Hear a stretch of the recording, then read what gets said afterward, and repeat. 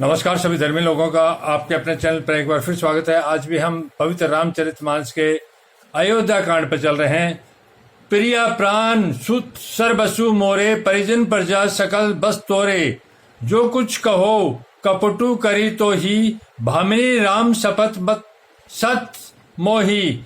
हे प्रिय मेरी प्रजा कुटुंबी सर्वस्व संपत्ति पुत्र, यहाँ तक कि मेरे प्राण भी, ये सब तेरे वश अधीन है। राजा दशरथ जी कैकेयी को बोल रहे हैं कि सब कुछ तेरे वश तेरे अधीन है। यदि मैं तुझसे कुछ कपट करके कहता हूं तो हे भामिनी, मुझे 100 बार राम की सौगंध है। तू हंसकर प्रसन्नतापूर्वक अपनी मनचाही बात मांग ले और अपने मनोहर अंगों को आभूषणों से सजा। मौका बेमौका तो मन में विचार कर देख, ये प्रिय जल्दी इस बुरे वेश को त्याग दे।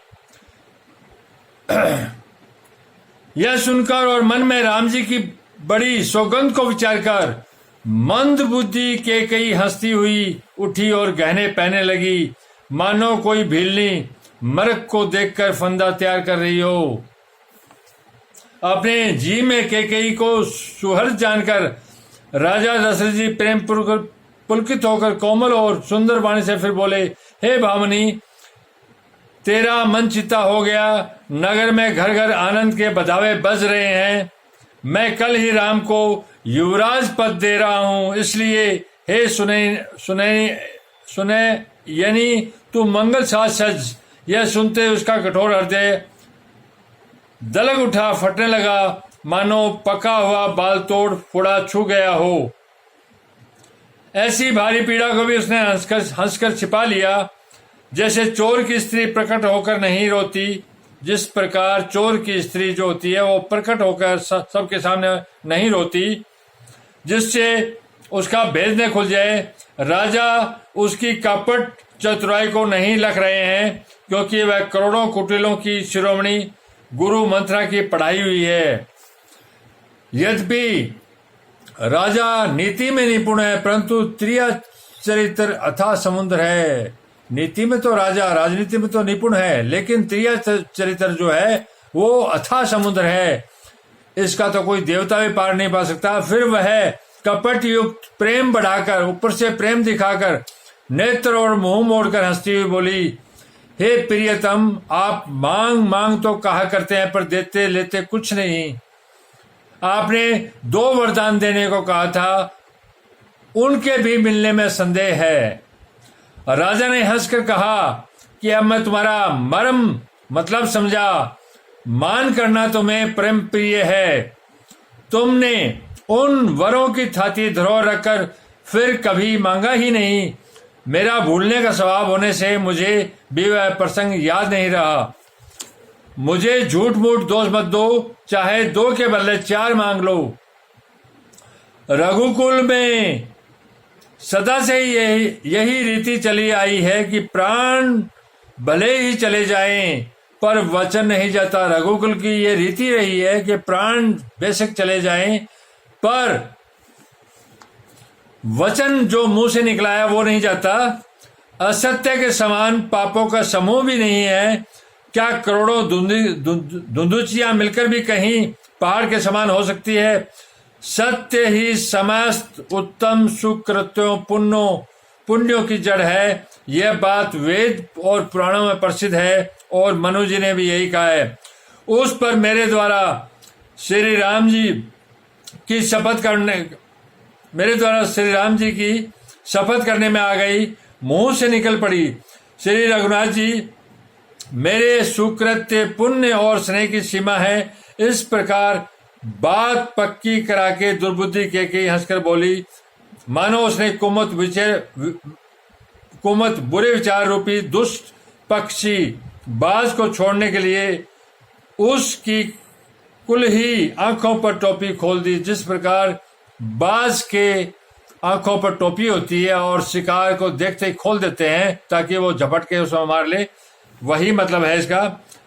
राजा का मनोरथ सुंदर वन है, सुख सुंदर पक्षियों का समुदाय है। उस पर भीलनी की तरह कैकेयी अपना वचन रूपी भयंकर बाज छोड़ना चाहती है, अपना वचन रूपी भयंकर बाज राजा दशरथ पर छोड़ना चाहती है।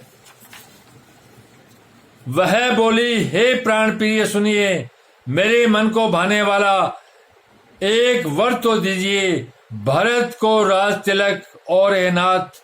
दूसरा वर भी मैं हाथ जोड़कर मांगती हूं, मेरा मनोरथ पूरा कीजिए।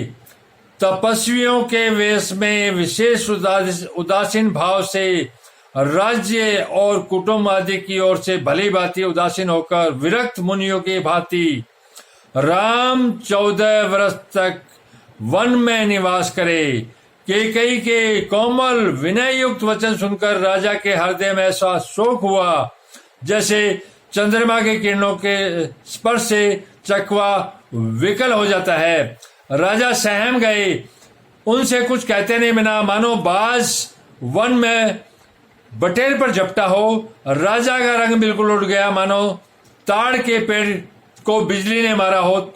जैसे ताड़ के पेड़ पर बिजली गिरने से वह झुलस कर बदरंगा हो जाता है, वही हाल राजा का हुआ। माथे पर हाथ रखकर दोनों नेत्र बंद करके राजा ऐसी सोच करने लगे मानो साक्षात सोच ही शरीर धारण करके सोच रहा हो। वे सोचते हैं, हाय मेरा मनोरथ रूपी कल्प वृक्ष फूल चुका है था, परंतु फलते समय कैकेयी ने हथनी की तरह उसे जड़ समेत उखाड़कर नष्ट कर डाला। कैकेयी ने अयोध्या को उजाड़ दिया और विपत्ति की अचल सुदृढ़ नींव डाल दी। किस अवसर पर क्या हो गया? स्त्री का विश्वास करके मैं वैसे ही मारा गया जैसे योग की सिद्धि रूपी फल मिलने के समय योगी को अविद्या नष्ट कर देती है। इस प्रकार राजा मन ही मन झीक रहे हैं। राजा का ऐसा बुरा हाल देखकर दुर्बुद्धि कैकेयी मन में बुरी तरह से क्रोधित हुई और बोली, क्या भरत आपके पुत्र नहीं है? क्या मुझे आप दाम देकर खरीद कर लाए हैं? क्या मैं आपकी विवाहिता पत्नी नहीं हूं? जो मेरा वचन सुनते ही आपको बाण सा लगा, सो आप सोच समझकर बात क्यों नहीं कहते? उत्तर दीजिए, हाँ कीजिए, नहीं तो ना ही कर दीजिए। आप रघुकुल में सत्य प्रतिज्ञा वाले प्रसिद्ध हैं। आपने ही वर देने को कहा था, अब भले ही न दीजिए, सत्य को छोड़ दीजिए और जगत में अपयश अर्थात बदनामी लीजिए। सत्य की बड़ी सराहना करके वर देने को कहा था, समझा था कि यह चबेना ही मांग लेगी। धन्यवाद। आप इसी प्रकार अपने चैनल पर बने रहिए। मैं आपको एक परमात्मा और उसके ज्ञान मार्ग पर ही लेके चल रहा हूं। बिना ज्ञान के हम परमात्मा का मार्ग इस अंधेरे संसार में नहीं दे सकते। यह धर्म शास्त्रों का ज्ञान है जो हमें परमात्मा तक ठीक पहुंचा सकता है। इसके अलावा और कोई चारा नहीं है। धन्यवाद। कल फिर मिलेंगे।